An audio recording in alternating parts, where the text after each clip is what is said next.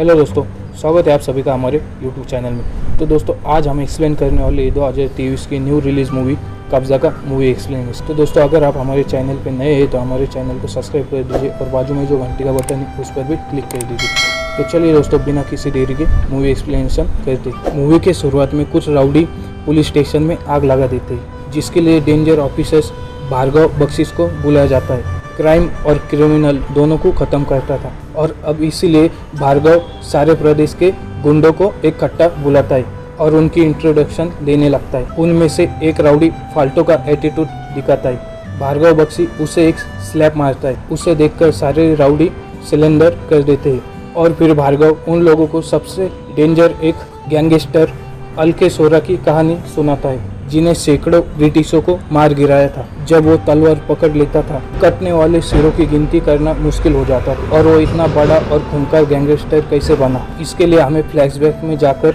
1945 की कहानी दिखाई जाती है, जहाँ पर एक संग्राम नगर नाम का गांव रहता है, जिन्होंने अंग्रेजों को कर देने से मना कर दिया रहता है, क्योंकि संग्राम नगर में एक क्रांतिकारी राजा अम्बेसर थे, जिन्होंने अंग्रेजों की गुलामी स्वीकार करने से मना कर दिया था। अम्बेसरा के वाइफ को 2 बच्चे थे, संकेत सोरा और अंकित सोरा, जिसमें से बड़ा बेटा संकेत सोर बड़ा गर्म खून वाला था और छोटा बेटा अलके सोर बहुत ही शांत रहने वाला बच्चा था।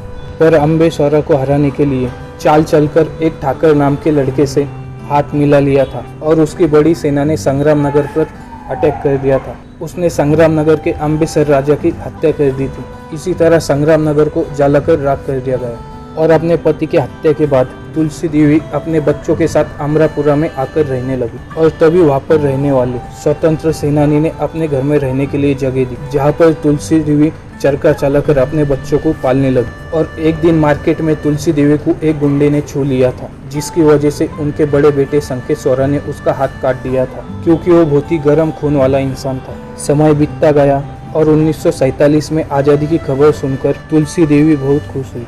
उसके बाद नेक्स्ट सीन 1971 का दिखाया गया, जहां पर बड़ा होकर अलके सोरा ने एयरफोर्स ज्वाइन कर ली। उसके बड़े भाई ने अपने करियर की कुर्बानी देकर छोटे भाई को ऑफिसर बनाया था, ताकि वो देश हित में काम कर सके। और अब ट्रेनिंग पूरी होने के बाद अलके सोर 15 दिन की छुट्टियां लेकर अपने गांव अमरापुर आने वाला था। वहां पर उसकी एक प्रेमिका भी थी, जिसका नाम मधुमती था। मधुमती अमरापुर के राजघराने के वीर बहादुर की बेटी थी। 400 सालों तक अमरापुरा पर राज करने वाले बहादुर राजघराने ने स्वतंत्रता के बाद अपना राज खो दिया था, क्योंकि अंग्रेजों के जाने के बाद ढाका ने पूरे देश के माफिया को अपने कब्जे में ले लिया था।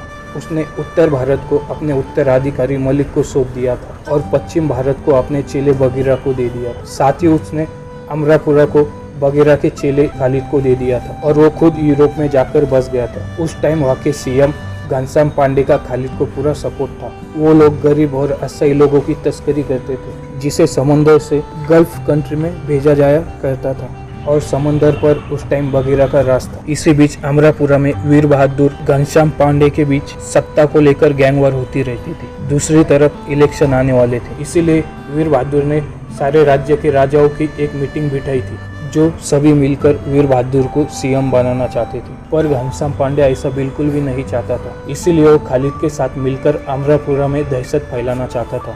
वो खालिद को दुबई से अपने बेटे सरताज को बुलाने के लिए कहता है। उधर हमें बताया जाता है मधुमती और अलके सोरा बचपन से ही एक दूसरे को पसंद करते थे और अब बड़े होने के बाद वो एक दूसरे के होना चाहते थे, और इसीलिए अलके सोरा के अमरपुरा वापस आने के बाद मधुमती खुद उसके घर पर आ गई थी और उसके माँ के साथ अलके सोरा के साथ शादी करने का प्रस्ताव रखने लगी।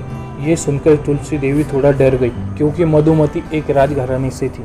और अब नेक्स्ट सीन में हम एक ओल्ड कपल को देखते हैं, जो अपनी शादी के सालगिरह पर एक शॉप पर अपना छाता सही कराने के लिए आते हैं, पर वो छाता बहुत ज़्यादा फट चुका था, इसीलिए शॉप वाले चाचा उसे नया छाता देने के लिए कहते हैं। और उसी टाइम सरताज अमरपुरा में आ चुका होता है और जब वो ओल्ड कपल खुशी से अपने घर जा रहे होते हैं और तभी सरताज उस औरत को मार देता है, क्योंकि वो वहाँ के लोगों में दहशत फैलाना चाहता था और इसी वजह से वो आदमी सरताज को मारने के लिए आगे बढ़ता है, तो सरताज उसे भी मारना शुरू कर देता है। इसीलिए उसे रोकने के लिए संकेत सोरा आ जाता है, क्योंकि संकेत सोरा किसी भी गरीब पर अत्याचार होता हुआ नहीं देख सकता था। जब सरताज उसे मारने के लिए गन उठाता है, संकेत सोरा सरताज को ही मार देता है और उसकी मौत की खबर सुनकर खालिद बहुत गुस्से में आ जाता है। और जब इस बारे में तुलसी देवी को पता चलता है तो वो संकेत सोरा को यहाँ से कहीं दूर जाने के लिए कही थी, क्योंकि उसे डर था कि खालिद उसे मार देगा।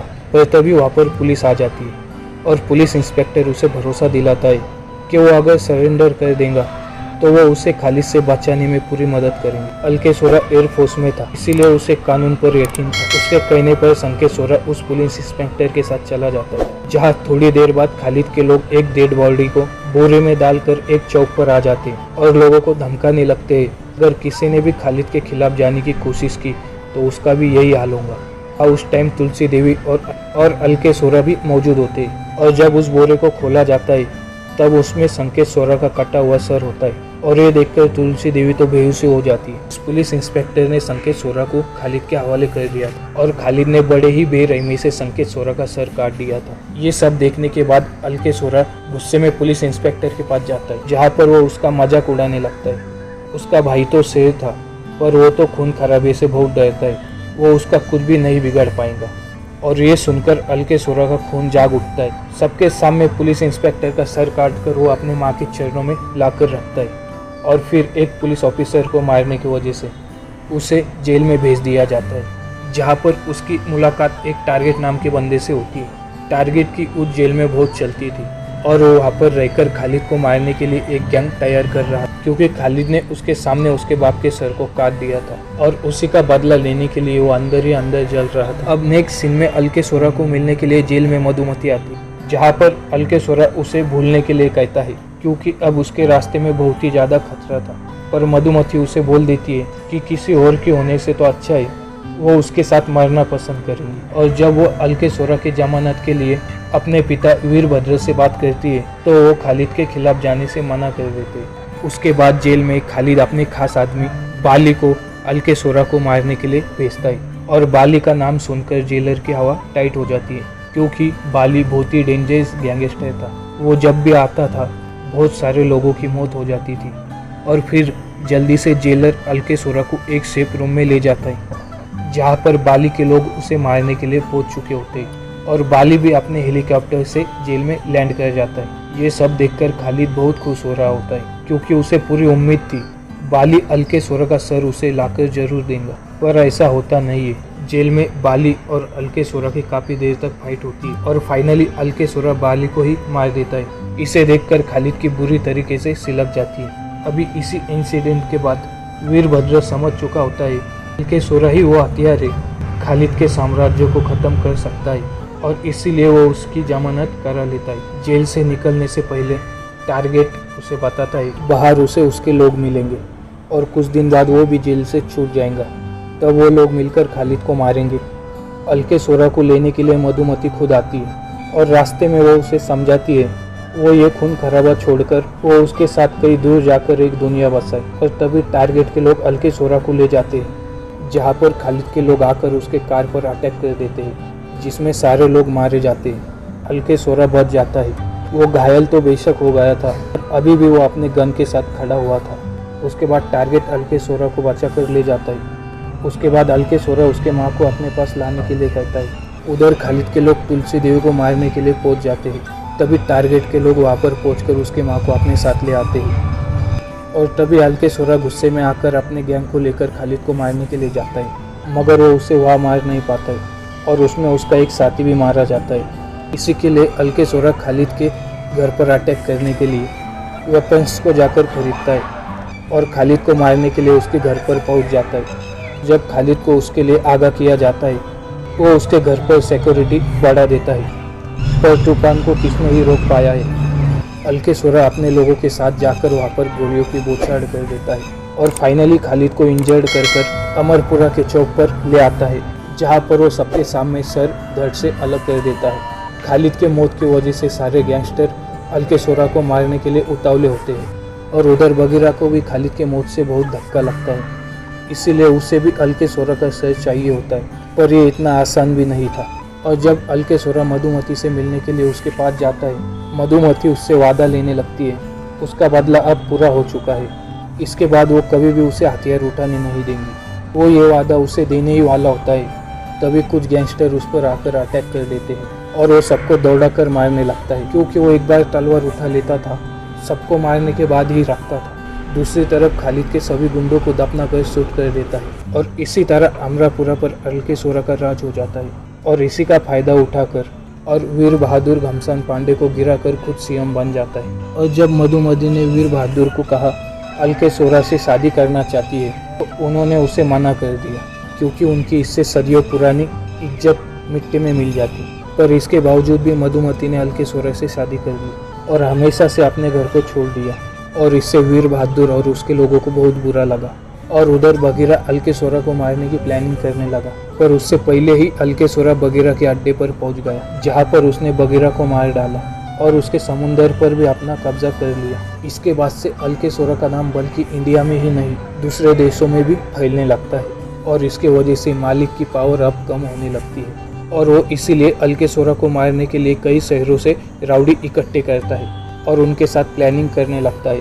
और उसी वक्त अलके सोरा मालिक के अड्डे पर आकर मालिक के प्लानिंग को फेल कर देता है और वो उनके साथ मालिक का भी चैप्टर क्लोज कर देता है और उसके पूरे साम्राज्य पर अधिकार कर लेता है। इसी तरह से अब अलके सोरा की ताकत बहुत ज़्यादा बढ़ चुकी थी, उसके सामने खड़े रहने की अब किसी में भी हिम्मत नहीं थी। नेक्स्ट सीन अलके सोरा के पैलेस का दिखाया जाता है, जहाँ पर अलके सोरा अपने 2 बच्चे, बीवी और माँ के साथ बैठा हुआ होता है। और तभी डीएसपी विक्रम अलके सोरा को पकड़ने के लिए आता है, क्योंकि पुलिस वालों के लिए भी अब वो एक खतरा बन चुका था। पर डीएसपी अलके सोरा को पकड़ नहीं पाता है, वो उसके खास आदमी टारगेट को पकड़ कर ले जा रहा होता है। पर रास्ते में ही अलके सोरा के आदमी डीएसपी के कार को उड़ा देते हैं और उसमें विक्रम घायल हो जाता है।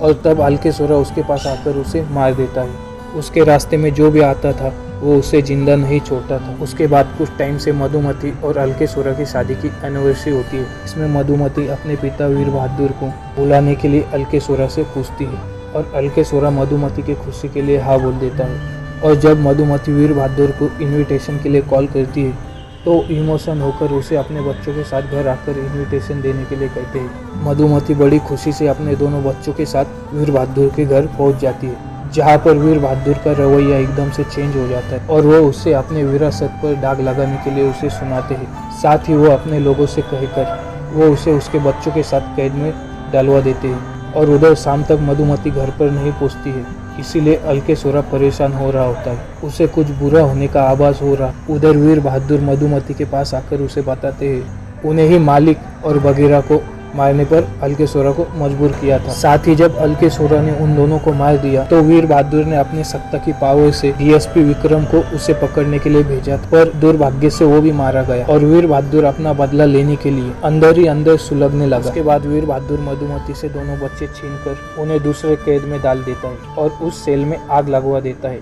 क्योंकि वो अलके सोरा का जो खून थे। और उधर पूरी पुलिस फोर्स के साथ ऑफिसर भार्गम अलके सोरा के पैलेस के बाहर उसे मारने के लिए पहुंच जाता है। और ये सब देखने के बाद अलके सोरा अकेला ही उनके साथ सामना करने के लिए रेडी हो जाता है। पर तभी फाइटर की एंट्री होती है, जो अपनी तोपों के साथ वहां आता है और उन तोपों के मुंह को पुलिस फोर्स की तरफ कर फायर करने लगता है। और इसी के साथ इस मूवी की एंडिंग हो जाती है। अब ये फाइटर कौन था और वहाँ क्यों आया था, यह हमें इसके नेक्स्ट पार्ट में ही पता चलेगा। तो दोस्तों, कैसा लगा आपको हमारा मूवी एक्सप्लेनेशन, हमें कमेंट करके ज़रूर बताएं। और दोस्तों, अगर आप हमारे चैनल पर नए हैं तो हमारे चैनल को सब्सक्राइब कर दीजिए और बाजू में जो घंटी का बटन है उस पर भी क्लिक कर दीजिए। तो चलिए दोस्तों, मिलते हैं नेक्स्ट वीडियो में, तब तक के लिए बाय।